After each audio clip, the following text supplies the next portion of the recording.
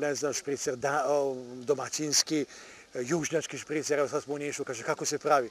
Kaže prst vina uspravno, prst vode popreko, jer južnjaci sve rade na rabuš i na prst, a ja nisam isključiv, ja volim špricer, ali francuski. Kako se pravi? Uzmete čašu, stavite na sto, nalijete vino, a sodu uštrcate pod sto. To je francuski špricer. Možete da nam kažete nešto o institucijama koje se bave proučavanjem vina u Srbiji? Pa da vam kažem, postoji dosta institucija. Proučavanje vina se ne bavi mnogo institucija. Jedno kontrola kvaliteta vina, proučavanje vina se malo ko bavi. To je jako skupa zanimacija pod znakom navoda. Znači, enologija je nauka o vinu. Enologija obuhvata enomikrobiologiju, znači enološku mikrobiologiju, svi mikrobi koji se koriste za proizvodnju vina, da li su kvasi, bakterije, mlečne kiseline, svi mikrobi koji smetaju vinu, koji se guše, sprečava njihovo razmnožavanje, to su bakterije sirćne kiseline, bakterije mlečne također u jednom kontekstu i plesni razne koje se razvijaju. Svakako tu je enotehnologija, znači tehnika sama, znači aparati, uređaji, treće je senzorika vina, četvrto je enohemija, hemija vina, čega sve ima u vinu. Prema tome,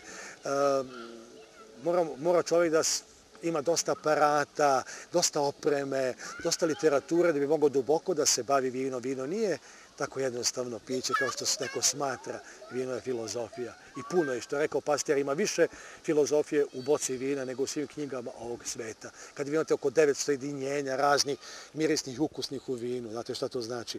Sada, bavljenje vinom, ko se bavi?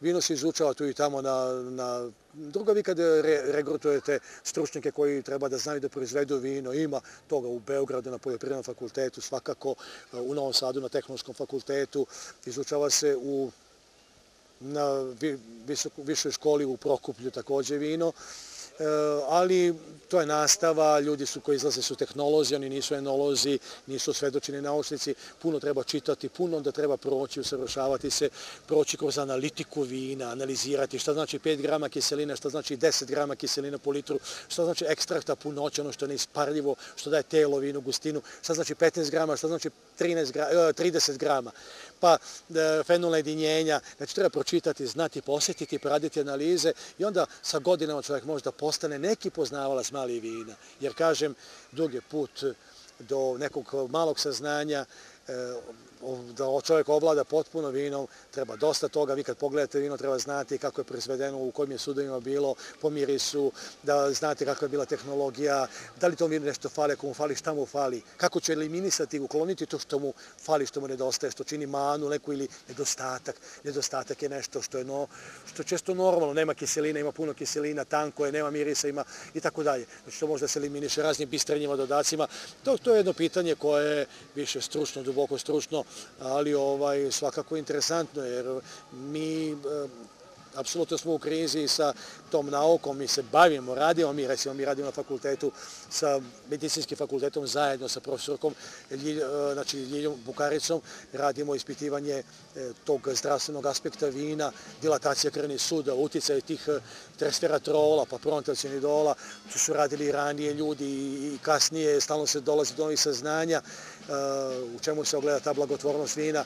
To je ono što je lepo u vinu i stalno težimo da primjenimo nove tehnologije, da usavršimo kvalitet vina, da ga prilagodimo ukusu potrošača. Jer znate, jedno vino se pilo pre 50-100 godina i pre 20 godina i pre 10 godina. Danas je već drugačije vino, glatko, belo na ukusu, bez žutine teške.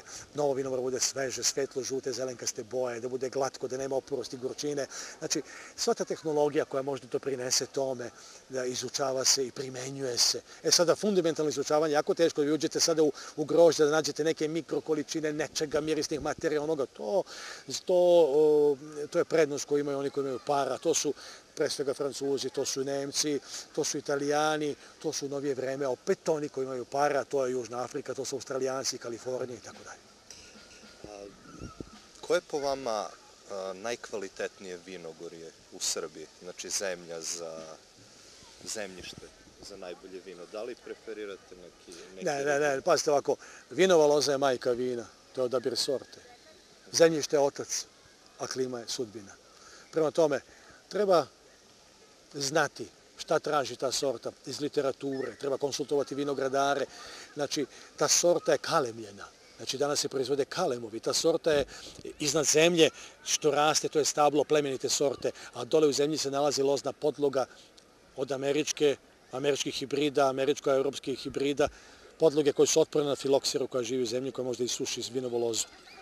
O tome, treba znati šta god je toj podlozi, da li je to šljunkovito, da li je to krečno zemljište, gde je taj vodni horizont, gde se nalazi voda, da li treba prodire duboko korenu u zemlju, da treba se širi zrakasto više i tako dalje. Puno toga treba znati, pa odabrati određenu sortu za određeno zemljište. Znači, pa onda normalno prilagoditi tehnologiju vina, znači to preraditi na određen način i onda dobiti vrhunsko vino. Znate, da li je dobro vino? Dobro je. Da li je odlično? Nije. Da li je posebno? Nije. Prema tome, znači dobro vino. Dobro je vino ako nema mane, nedostataka, nema kvarenja, dobro je.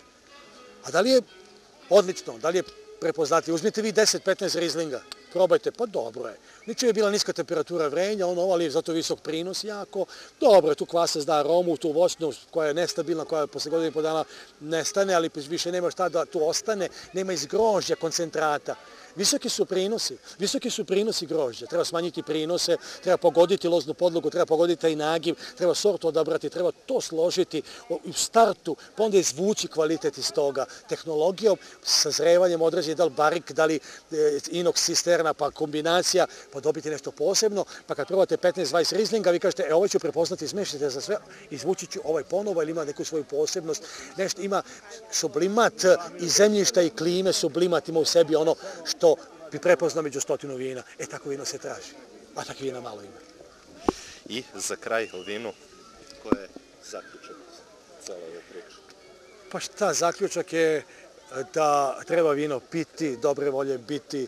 Jer da vam kažem, Orson Welles, kada su ga pitali pred kraj života da li za nečim žali, on je rekao da, žalim što na vreme nisam otkrio vino.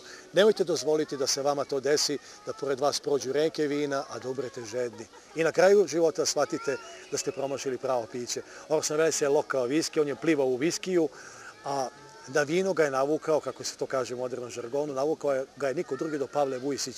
Kada su snimali Sutjesku film, onda ga on vodao po splavovima, po restoranima i onda je Orson Welles progledao u svojih ko zna 60 godina, pa čeka, ima još neko piće, to je vino, čoveče, vino. Ali je bilo kasno, znači zato je rekao, žalim što na vreme nisam otkrio vino. A kada su pitali Orsona Wellesa da li za neči, ko je najbolji glumac na svetu, on se zamislio i rekao je, da, postoji jedan čovek, ali ako vam budem rekao njegovo ime, vama to neće ništa značiti. Mislio je na Pavla Vujsića.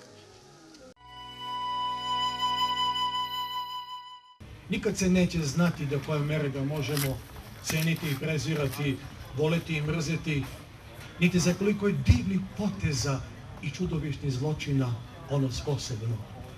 Ne budimo, znači, svirepiji prema njemu, no prema sebi samima i postupajmo sa njim kao sa sebi ravnim. Tako kaže Charles Baudelaire, a jedna mala pesma da vas uvede u priču, ako niste uzeli malo vina, nije još kasno.